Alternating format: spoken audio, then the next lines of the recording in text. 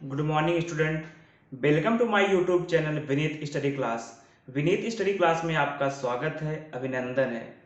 जैसे कि अभी हम आपको इसमें हम जीन एक्सप्रेशन बता रहे थे जिसको बोलते हैं प्रोटीन सिंथेसिस। तो प्रोटीन सिंथेसिस के बारे में यहाँ पे हम डिस्कस कर चुके थे। वो चार टाइप के थे, चार टाइप में से जिसमें से हम ट्रांसलेशन, ट्रांसक्रिप्शन और हम और जो टाइप्स थे उसके बारे में सबसे पहले हम फर्स्ट पोजीशन का तो कर चुका हूँ। तो सेकंड पोजीशन में आकर के हम बात करते हैं म्यूचुरेशन। तो म्यूचुरेशन ऑफ किस चीज का है? mRNA वो भी किसके प्रोसेसिंग, यानी कि इसमें जो हमारा है इसमें हम सबसे पहले यूकैरियोट्स की बात करेंगे, इसकी प्रोसेसिंग कैसी होती है, और साथ साथ साथ हम लेकर चलेंगे प्रोकैरियोट्स की। तो इसकी हमारे तरफ से ये क्या क्या होते हैं प्रोसेसिंग। सबसे पहले हम इसमें बात कर लेते हैं कि प्रोकैरियोट्स का जो प्रोसेसिंग है, तो ये लगातार यानी कि ये है प्रोकैरियोट्स की हम बात कर लेते हैं। तो प्रोकैरियोट में सबसे पहले मैं एक डीएनए का एक टेम्पलेट बनाता हूँ, एक सीक्वेंस ले लेते हैं जिसको हम बोल देते हैं कंटिन्यूअस जीन। ये लगातार काम करते रहते हैं। उसके बाद हम उसमें से कंटिन्यूअस जीन का हमारा एक फॉर्मेशन सबसे पहले हो गया।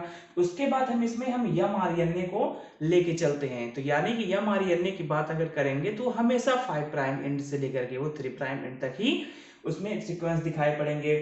तो यानी कि हम ये लिख लिए हैं यहाँ पे 5 प्राइम से लेकर के 3 प्राइम तक ले लिए, इसको हम mRNA बोलते हैं। एंड यानी कि यह प्रोकैरियोट्स की बात हम यहाँ पे कर रहे थे, तो इसमें प्रोकैरियोट्स में लगभग ये सारे पहले से ही ऑलमोस्ट से ही ये स्टेबल रहते हैं।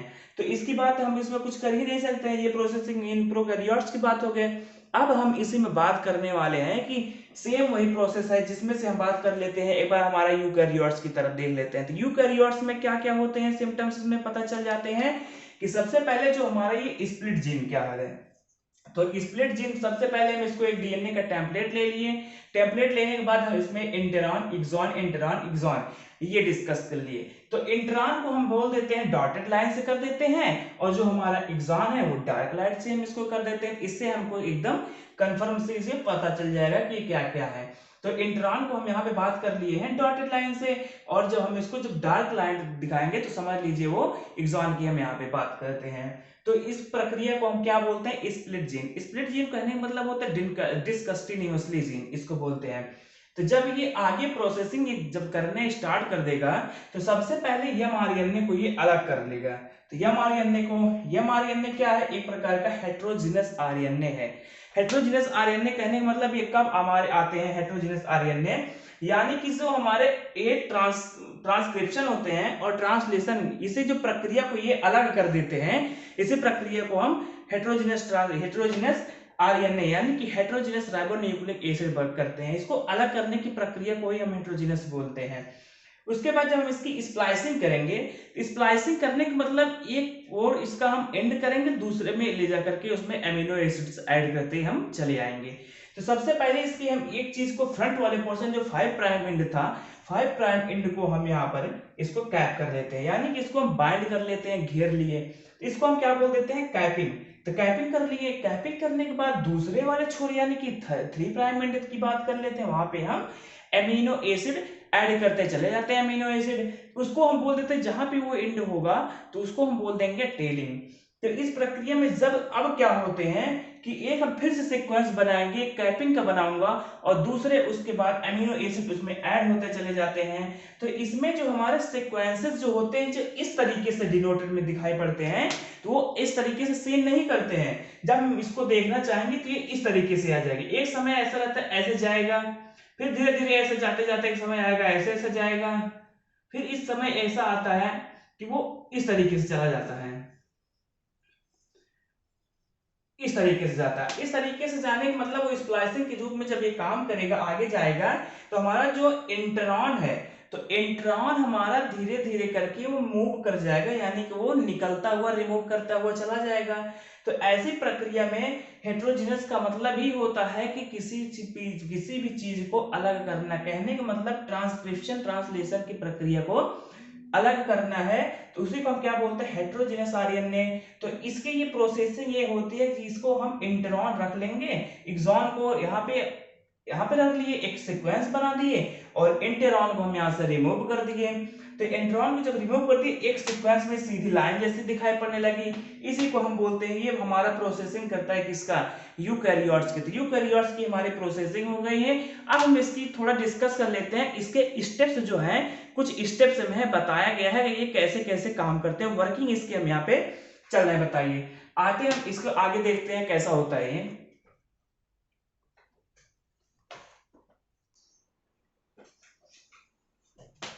अब हम इसमें ये बात करने चल रहा हूं कि जो हमारा ये प्रोकैरियोटिक का प्रोसेसिंग कैसे था, यूकैरियोट्स का प्रोसेसिंग कैसे था, वो तो हम इसमें आपको चार्ट में बता दिए। अब आइए हम यहाँ पे देख लेते हैं कि है क्या, कैसे ये काम करते हैं। यानी कि जब हम प्रोकैरियोट्स की बात करेंगे कि in prokaryote the transcription and the translation side, यानी कि ट्रांसक्रिप्शन और ट्रांसलेशन की जो साइड है वो कैसे होती है, सेम होती है। किसकी, एमआरएनए में। एमआरएनए में प्रोकैरियोट्स की बात हम करेंगे कि प्रोकैरियोट्स में जो एमआरएनए की साइट्स होती है, ट्रांसलेशन एवं ट्रांसक्रिप्शन की साइजें एकदम सेम होती है। तो transcribe on gene contain only coding segment due to the continuously gene. कहने का मतलब कोडिंग सेगमेंट एक वर्ड आता है, कोडिंग सेगमेंट यानी कि क्या है ये, यानी कि एक प्रकार की एग्जाम है, एग्जाम को ये कोड करने की प्रक्रिया को ही क्या कहते हैं, कोडिंग सेगमेंट। तो therefore does not the required for the any processing, और इसमें कुछ ऐसे प्रोसेस होते हैं जो इसमें पाया ही नहीं जाता है। and the translation started immediately in the response of signal, यानी कि तब उस प्रक्रिया में जो हमारा ट्रांसलेशन होता है वो तुरंत एक प्रकार का एक सिग्नल भेजता है अचानक से ही। अब हम इसमें यानी कि कुछ इसमें कि एक तरीके से जान लीजिए, यहाँ पे हम एज फॉलोज कर लेते हैं। अब इसके कुछ स्टेप्स हैं, तो स्टेप्स की हम यहाँ पे बात कर लेते हैं कि यानी कि हम इन यूकैरियोट्स, अब हम बात करेंगे यूकैरियोट्स में क्या है। तो यूकैरियोट्स की बात कर लेते हैं। जो यूकैरियोट्स जीन होते हैं वो आर स्प्लिट जीन होते हैं। स्प्लिट जीन टाइप यानी कि अभी हम आपको चार्ट में बताया था कि डिसकंटिन्यूअस जीन को ही हम बोलते हैं स्प्लिट जीन। ये क्या होता है, there for the mRNA transcribe, mRNA को ये ट्रांसक्राइब कर देता है किससे, कैसे कि heterogeneous then mRNA take part of the translation and call, क्या कहलाते हैं, हेट्रोजिनस। एचएनआरएनए को ही हम हेट्रोजिनस कहते हैं, यानी कि वो एक प्रकार से वो सबको अलग कर देते हैं, वो रिमूव कर देते हैं। Site of transcription and translation in differ and processing required a number of steps, यानी कि इसके जो ट्रांसक्रिप्शन होते हैं उस और ट्रांसलेशन की साइड में कुछ प्रकार के स्टेप्स होते हैं। तो उसी स्टेप्स की हम यहाँ पे चल रहे हैं बात करते हैं। सबसे पहले स्टेप में ये बताता है, ये स्टेबलाइज कर देता है किसको, 5 प्राइम एंड को क्या कर लेता है, विद उसके साथ साथ हम कैपिंग भी कर देते हैं। कैपिंग करने का मतलब जो होता है 7mg कर देते हैं।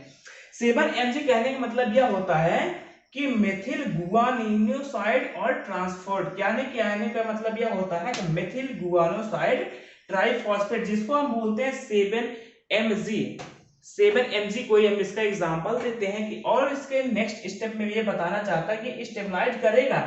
पहले स्टेप में ये 5 प्राइम एंड को ये बताएगा कि ये कैपिंग करेगा, और उसके बाद हम 3 प्राइम की एंड में चलेंगे तो ये करेगा, सबसे पहले स्टेबलाइज करेगा 3 प्राइम एंड में, तो ये बाय द पॉली एडेनाइलिक एडिंग कर लेगा, वो पॉली एडेनाइल को ऐड कर लेगा किसको, मोर देन या फिर उससे ज्यादा 2 पॉली एडेनाइलिक एसिड, यानी कि जिसको बोलते हैं एडेनाइलिक एसिड। ये टेलिंग जिसकी अभी हम बात कर रहे थे कि फर्स्ट वाले में क्या करता है, यानी कि जब हम एमआरएनए में 5 प्राइम एंड को और 3 प्राइम एंड को बीच की जो पोर्शन थे, इसमें फर्स्ट वाले 5 प्राइम को हम क्या बोले थे, कैपिंग, यानी कि वो उसको कैप कर लिए थे, यानी कि बाइंड करके उसको ढक लिए थे।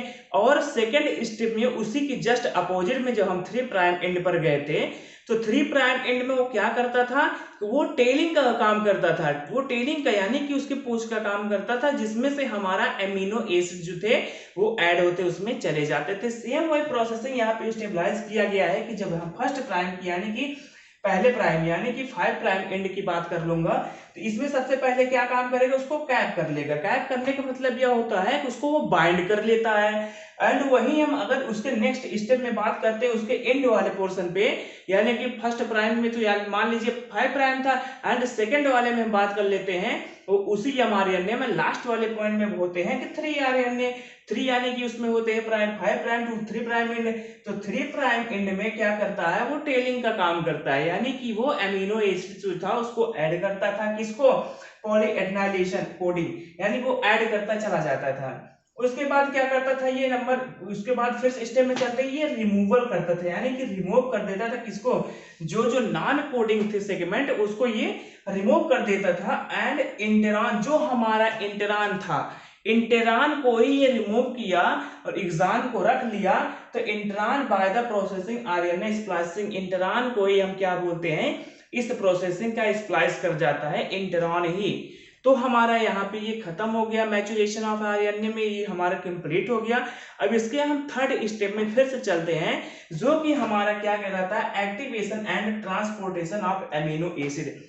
इसका कहने का मतलब ही है कि यानी कि यह एक्टिवेट करेगा किसको, एमिनो एसिड को, यानी कि क्या करता है एमिनो एसिड, देखो एक्टिवेशन, एक्टिवेशन यानी कि एक्टिवेट कर देगा, एंड और ट्रांसपोर्टेशन और ट्रांसफर भी कर देगा, किसको कर देगा, एमिनो एसिड को, यानी कि इसको एक नाम से हम और जानते हैं कि ट्रांसफर आरएनए, यानी कि charging of transfer RNA tRNA. इसमें जैसे कि हम इसमें समझ लेते हैं कि amino acid found in cell, यानी कि ये कहां पे पाए जाएंगे, सेल में पाए जाएंगे, यानी कि साइटोप्लाज्म, सेल साइटोप्लाज्म में ये पाए जाते हैं, और ट्रांसपोर्ट करता है किसमें, by the translation side with the help of, उसके साथ टीआरएनए भी प्रोसेसिंग करता है, यानी कि टीआरएनए भी प्रोसेस करता है किसमें, चार्जिंग के रूप में, यानी कि चार्जिंग ऑफ टीआरएनए।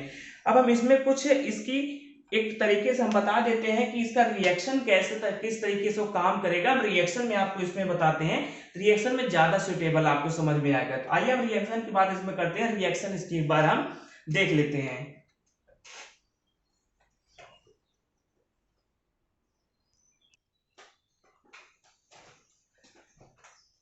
अब हम इसकी जो बताते चल रहे हैं कि रिएक्शन इसका किस तरीके से होता है। तो रिएक्शन की बात हम यहाँ पे सबसे पहले करेंगे कि ये हमारे एक हो जाएगा प्रोडक्ट, क्या चीज का, एमिनो एसिड का प्रोडक्ट है। एमिनो एसिड से एमिनो एसिड के माध्यम, एमिनो एसिड सिंथेटेज के माध्यम से हमारा बन जाएगा enzyme amino acid adenosine monophosphate complex हमारा जाकर के रेडी हो जाएगा। और देखो नीचे तो मान लो एटीपी एडेनोसिन थाइफॉस्फेट रहता है, तो उससे हमारा रिलीज होकर के क्या बन जाएगा, एडेनिन मोनोफॉस्फेट बन जाएगा, एडेनोसिन मोनोफॉस्फेट बन जाएगा। ये हमारा ए कहने का मतलब होता है एमिनो एसिड, और ये हो जाता है एमिनो एसिड सिंथेटेज के माध्यम से कन्वर्ट होगा, किसमें कन्वर्ट होगा, enzyme amino acid adenosine monophosphate complex के रूप में ये हमारा कन्वर्ट हो जाएगा, यही हमारा प्रोडक्ट बनेगा। उसके बाद हम यहाँ पे फिर से बात एक बार करेंगे कि जो हमारा enzyme amino acid adenosine monophosphate complex है, जब ये हमारा एक प्रोडक्ट बनाना स्टार्ट कर देगा, तो यहाँ पे हमारा जो चार्जिंग आरएनए टीआरएनए है, ट्रांसफर आरएनए आकर के इस पे बैठेगा, तो उससे हमारा क्या प्रोडक्ट बन जाएगा, टीआरएनए, जिसको टीआरएनए को हम बोलते हैं चार्ज, यानी कि चार्जिंग बोलते हैं, और प्लस हमारा क्या बन जाएगा आरएनए, यानी कि एमिनो एसिड्स। इसमें हो जाता है एडेनोसिन मोनोफॉस्फेट प्लस इसमें एंजाइम, दोनों ये काम कर जाते हैं, ये प्रोडक्ट हमारा इसमें लगने लगते हैं। तो अब इसमें हम सबसे पहले इस चीज की बात करेंगे कि कैसे किए। तो यानी कि charging of tRNA occurs in the cytoplasm, जो हमारा साइटोप्लाज्म होता है, साइटोप्लाज्म में चार्जिंग ऑफ टीआरएनए अकर्स, यानी कि उसमें दिखाई पड़ते हैं। उसके फिर से नेक्स्ट पार्ट में वो क्या बताना चाहता है कि there are 20 types of amino acid, जो हमारा एमिनो एसिड होता है वो 20 टाइप्स के होते हैं, यानी कि 20 टाइप्स एमिनो एसिड पाए जाते हैं। उसको अभी हम आप बताया, वैसे तो हमारे एमिनो एसिड कितने पाए जाते हैं, 300 एमिनो एसिड, वो भी अबाउट 300 या यानी कि 300 से ज्यादा भी पाए जा सकते हैं।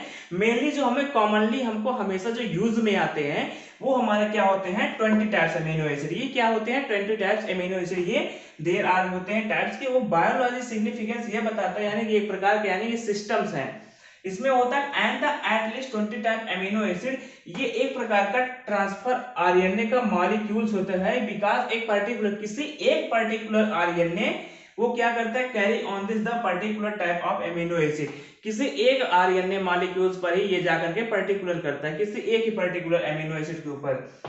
अब हम इसके थर्ड स्टेज में बात करते हैं कि there are the 20 specific type, यानी कि कुछ इसमें 20 स्पेसिफिक टाइप्स के फीचर्स होते हैं जिसकी बात अभी हम करेंगे। ये types of amino acid, specific types of amino acid synthetase enzyme, ये क्या होते हैं, एमिनो एसिड सिंथेटेज एक प्रकार का एंजाइम होता है, वो भी help in activation of amino acid, यानी कि एमिनो एसिड को हेल्प करता है किसमें, यानी कि एक्टिवेट करने में। And the facility here binding, और जो इसकी होती है हियरिंग, यानी कि इसकी जो फर्स्ट वाला स्टेज में जो स्ट्रक्चर दिखाई पड़ते हैं उसको ये बाइंड कर लेता है विद किससे, ट्रांसफर आरएनए यानी कि टीआरएनए के साथ साथ। अब हम यहाँ पे इसके फोर्थ स्टेप में बात करेंगे, first of the all amino acid activation, जितने भी फर्स्ट स्टेज में जितने भी एमिनो एसिड्स होते हैं ये सब को एक्टिवेट कर देगा by using of ATP, adenosine triphosphate के माध्यम से, and in the presence of the particular amine यानी एमिनो एसिड सिंथेटेज एंजाइम, यानी कि जो हमारा होता है प्रेजेंस, यानी कि करता है किसको, किसी एक पर्टिकुलर एमिनो एसिड की जो हमारा सिंथेटेज एंजाइम होता है वो, और form the amino acid enzyme. Amino acid enzyme एक प्रकार का कॉम्प्लेक्स है जिसको बोलते हैं, हम यहाँ पे नाम लिखिए एएमपी, एडेनोसिन मोनोफॉस्फेट, ये एक प्रकार का हमारा कॉम्प्लेक्स है, enzyme complex, amino enzyme amino acid adenosine monophosphate, उसको हम क्या बोलते हैं, प्रकार का कॉम्प्लेक्स है।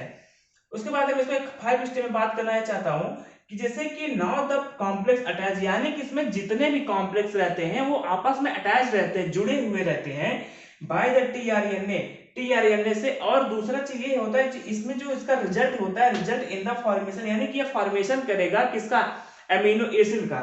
एमिनो एसिड एक प्रकार का बॉन्ड होता है बिटवीन, वो भी क्या होता है, tRNA and amino acid. Amino acid क्या एक बॉन्ड होता है, वो क्या होते हैं, टीआरएनए और एमिनो एसिड एट लीस्ट। उसके बाद जो इसके जो 3 प्राइम होते हैं वो एक्सेप्ट करने लगते हैं, 3 प्राइम से लेकर के 5 प्राइम के बीच वाला जो पोर्शन होता है वो एक्सेप्ट करते हैं किसको, इस बॉन्ड को।